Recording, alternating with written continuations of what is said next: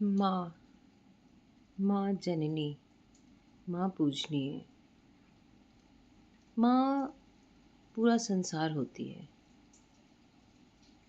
सभी लोग माँ का आदर करते हैं, सभी लोग माँ को पूजते हैं। कुछ बदनसीब होते हैं जो माँ का आदर नहीं करते, वो माँ को समझ ही नहीं पाते हैं।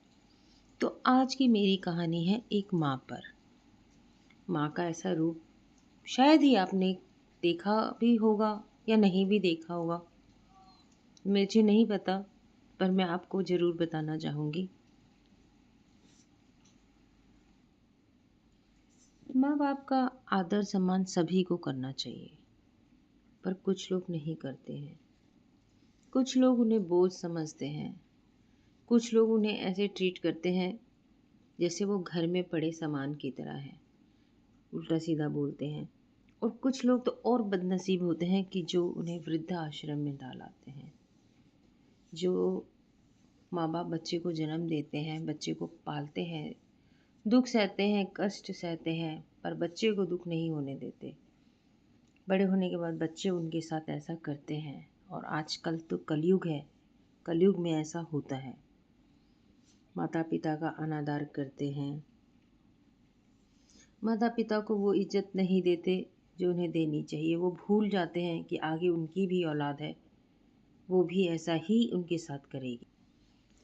तो चलिए, हम कहानी नहीं है, एक सच्ची घटना है और मेरे सामने की देखी हुई है। दिल्ली में एक जगह है प्रताप नगर, जिसमें एक घर रहता था। घर में परिवार में संपन्न लोग रहते थे। माता पिता, दो बेटे और एक बेटी। बड़ा बेटा नौकरी करता था, छोटा बेटा भी पढ़ता था।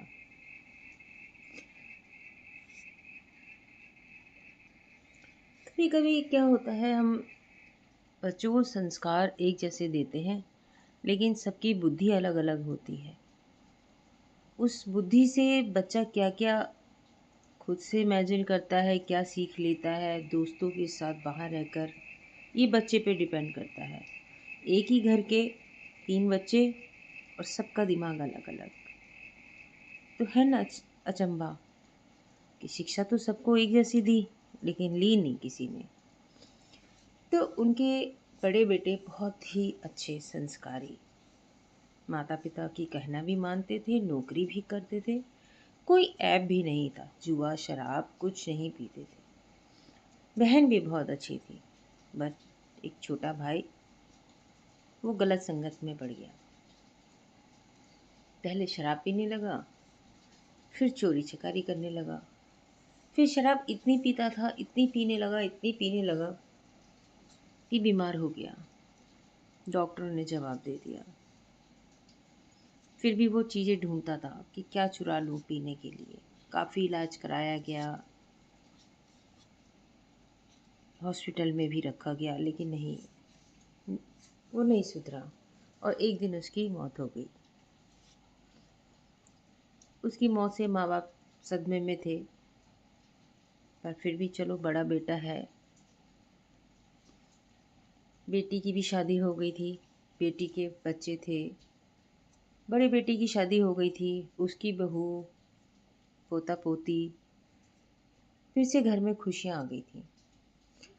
वो लोग प्रताप नगर का घर छोड़ के कहीं और शिफ्ट हो गए थे।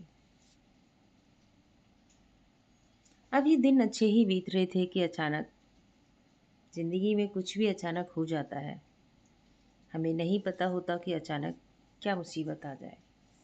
ये सबके साथ है आज की, अचानक ये हो गया, तो उनके साथ भी ऐसा ही हुआ।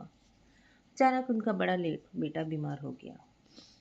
उसको बीपी, हाई बीपी रहने लगा।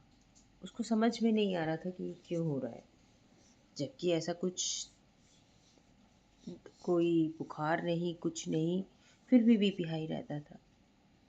ना वो कुछ नशा करता था। तो डॉक्टरों को दिखाया तो पता चला कि उसकी दोनों किडनी खराब हो चुकी है। पूरा परिवार सुन्न हो गया, जैसे किसी में सांस ही नहीं बची। इकलौता बेटा, कमाने वाला, माँ बाप सब दुखी।